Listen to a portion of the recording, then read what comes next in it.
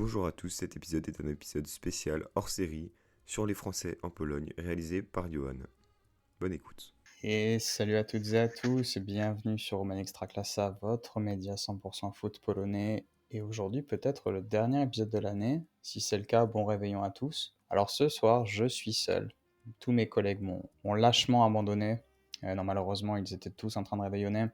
Aujourd'hui, spécial épisode review des Français d'Extraclassa. Donc aujourd'hui, on va parler des 12 Français qui ont joué cette première partie de saison en Extraclassa. Il y a eu du bien, il y a eu du très bien, il y a eu du moins bien. On va parler de tout ça. N'hésitez pas bien sûr à vous abonner si ce n'est pas déjà fait. Abonnez-vous sur les réseaux sociaux, que ce soit Instagram, Twitter, le compte YouTube, le Spotify, tous vos trucs de jeunes. N'hésitez pas, ça fait toujours un plaisir. On a un Patreon aussi également.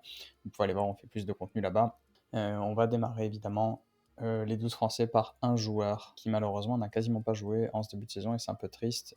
C'est Bogdan Arczovitan, le Dijonais, qui malheureusement s'est fait une blessure des ligaments croisés dès le troisième match de championnat et qui n'a pas pu honorer son talent tout simplement en Extraclassa puisqu'il avait fait une excellente saison l'année dernière avec la Coupe Częstochowa. Il avait été champion il y a 2 ans. Malheureusement pour lui, cette saison, rupture des ligaments croisés. On lui souhaite bien sûr un prompt rétablissement et puis qu'il retrouve le niveau qui était le sien. Et d'ailleurs, il aurait probablement pu partir d'Extraclassa cet été. Donc tout ce qu'on lui souhaite, c'est tout simplement un bon rétablissement et puis peut-être, qui sait, à la fin de la saison, un transfert. Le deuxième joueur dont je vais parler, puisqu'on parlait d'un franco-roumain à la Chovitan, je vais parler maintenant d'un franco-bulgare, Simeon Petrov, qui est né à Limoges, qui est bulgare de passeport, on va dire, mais donc français également. Alors Simeon, c'est un joueur qui est arrivé au Śląsk Wrocław l'année dernière, en janvier, donc c'était il y a tout pile un an, en prêt, qui a participé à la deuxième place du Śląsk la saison dernière, qui avait fait une très bonne paire avec Petkov, l'autre bulgare, en défense centrale. Cette saison a un petit peu plus de mal. Simeon, ça s'est illustré sur tout simplement les résultats du Śląsk, qui sont derniers d'Extraclassa. Pas forcément que de la faute de Simeon, le Śląsk, ça s'est beaucoup délité cette année. On sent qu'il y a vraiment quelque chose qui tourne plus rond dans cette équipe. Simeon, il fait quand même ses matchs. Il arrive à cumuler 2 tiers de titularisation, presque 70% des minutes jouées, 2 buts déjà en Extraclassa pour lui. Pour un défenseur central, c'est pas mal. Néanmoins, tout ce qu'on peut lui souhaiter pour la deuxième partie de saison, c'est de continuer à aligner les minutes, mais il va falloir que le Śląsk monte son niveau de jeu pour arriver à se maintenir. Évidemment, une bonne solidité défensive va aider à ça. Donc, on peut espérer que Simeon retrouve un niveau qui était le sien la saison dernière, et puis aider le Śląsk à se maintenir. Un autre défenseur central, décidément, je parle que de défenseurs centraux pour démarrer ce podcast. Il s'agit de Ludivan Geo du Lechia Gdańsk.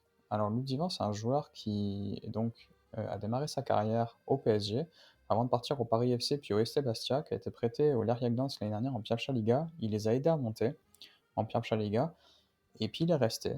Il a été reprêté cet été. Et finalement, il a fait quand même pas mal de matchs. Il a fait presque un 20% de titularisation, donc presque un match sur 5 pour lui. Pour un joueur qui, je rappelle, donc est arrivé en Pierwsza Liga, qui n'était pas forcément parti titulaire. Ce qui s'est passé, c'est que malheureusement, le Lechia Gdańsk a démarré l'année en prenant beaucoup de buts. Et Ludivan est dans l'équipe. C'est pas forcément évident quand on démarre une saison comme ça et qu'on prend pas mal de buts. Donc l'entraîneur a souvent tendance à faire des changements. Il avait joué notamment la défaite à domicile face au Motor Lublin, ainsi que la défaite à nouveau le match nul à domicile à nouveau face aux Zagłębie Lublin. Il n'avait pas été mauvais, loin de là, mais malheureusement, quand vous prenez un point sur 4, l'entraîneur a tendance à changer, et après les joueurs qui ont joué à sa place sont restés. Donc finalement, Ludivan qui fait ses matchs, fait ses minutes, mais ça pourrait être mieux. C'est pour ça que je l'ai mis un peu au même niveau que Simon Petkov. Et puis on va parler de la dernière déception un petit peu de cet extraclassa en fait, de cette première partie de saison. La déception, c'est Noah Di Liberto.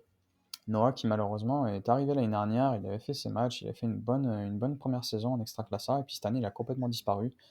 Aucun match, tout simplement. Pour lui, donc ça sent le départ un petit peu cet hiver. Après, pourquoi pas tout simplement rebondir en Pierwsza Liga ou dans un autre club d'Extraclassa où il pourra plus jouer. C'est tout ce qu'on lui souhaite finalement, mais malheureusement pas grand chose à dire sur Noah puisqu'on l'a tout simplement pas vu en cette première partie de saison. Je vais passer maintenant sur un joueur qui était censé être le banger de cette année en Extraclassa. Il s'agit de Jean-Pierre Ensam, qui est né à Douala au Cameroun, mais qui a un passeport français. Donc commencez pas à me dire oui, mais il est camerounais, nanani, nanana. Non, il a un passeport français, donc il compte là-dedans, dans les 12 joueurs. Donc Jean-Pierre, c'est un joueur qui a été d'ailleurs formé au SCO d'Angers, avant de partir dans des clubs comme Amiens, le Servette, Venise, comme les Young Boys de Berne. Donc il arrive au Legia cette année en prêt de com, justement, et on pensait qu'il allait tout déchirer cette année en Extraclassa. C'était vraiment le type de joueur qui pouvait tout casser. Et puis, ben, ça l'a pas fait, tout simplement. Vu son statut, c'est trop peu. 6 apparitions, un but en Extraclassa, quelques bouts de match en Coupe d'Europe. C'est trop peu. On espère que Jean-Pierre ou va se réveiller en deuxième partie de saison, ou alors va peut-être casser le prêt et puis partir d'Extraclassa, parce qu'actuellement, ça a l'air de pas très bien se passer avec le coach, qui lui préfère quand même des joueurs comme Marc Goual en attaque, comme Thomas Peckard. Ça c'est beaucoup plus surprenant. Et puis, comme un autre Français, dont je vais parler plus tard, mais Jean-Pierre, qui cristallise un petit peu les difficultés du Légat, que le Légat a eu ces 6 premiers mois, puisque le Légat a fait un recrutement sur le papier 5 étoiles, et puis qui finalement s'est retrouvé assez loin en Extraclassa assez vite. Donc pour Jean-Pierre, on espère un réveil en cette deuxième partie de saison, évidemment. Le joueur suivant, c'est toujours un joueur du Légat. C'est un milieu de terrain qui avait très bien commencé l'année, avant une blessure et un changement tactique de la part du coach du Legia. Il s'agit de Claude Gonçalves. Donc Claude qui a été formé à Ajaccio en France, avant de partir au Portugal, puis à Troyes, finalement Ludogorets, qui est une grosse équipe en Bulgarie, et puis arrivé libre au Legia cet été, donc il devait faire la paire au milieu avec Kapustka, et ça avait très très bien démarré, puisque Kapustka marquait but sur but au milieu de terrain, et Claude Gonçalves arrivait vraiment à libérer Kapustka de ses tâches défensives. C'était un joueur très intelligent, on voit dans son placement, Claude. Malheureusement, ce qui s'est passé, c'est qu'avant un match de championnat, il s'est blessé, ou après un match de Coupe d'Europe, je me souviens plus, et puis il a perdu sa place, parce que tout simplement, le coach a changé le tactique, et au lieu de jouer en 5-3-2, ben, le coach s'est retrouvé à jouer en 4-3-3. Et malheureusement, à la place de Claude, ben, il y a des Golgoth, il y a Augustignac, et puis il y a Max Oyedele aussi, qui sont deux joueurs qui sont très très forts physiquement. Et ça fait que c'est un petit peu bouché pour Claude. Donc on espère pour lui, parce qu'il n'y a rien à lui reprocher en fait. Il fait ses matchs, il est bon quand il joue, mais la tactique n'a juste plus l'air de lui correspondre. Donc on espère que ça va changer. On espère que soit il va pouvoir jouer un cran plus haut, soit le coach va faire des ajustements pour le réincorporer dans l'équipe, parce qu'il pourrait tout à fait avoir sa place. C'est pas mauvais, c'est pas excellent, c'est très correct, c'est presque un match sur deux titulaires, donc il n'y a aucun souci pour Claude Gonçalves, mais on sent qu'il peut mieux faire. Je vais maintenant parler aussi d'un joueur, alors un autre milieu de terrain, le premier du Jagiellonia Białystok dont je vais parler ce soir, c'est Aurélien Gamba. Aurélien Gamba qui est arrivé il y a 2 ans au Jagiellonia Białystok en provenance du Spezia Calcio, et qui était d'abord prêté 6 mois avant d'être acheté définitivement par le Jaga, et puis d'être champion l'année dernière avec le Jagiellonia Białystok. Alors Aurélien, c'est un cas un peu spécial, puisque lui, il fait de très bonnes rentrées, il fait des bons matchs titulaires, il n'y a rien à le reprocher, mais devant lui, il y a tout simplement Romańczuk et Néné, qui étaient dans l'équipe type de l'année dernière, qui a fait championne de Pologne.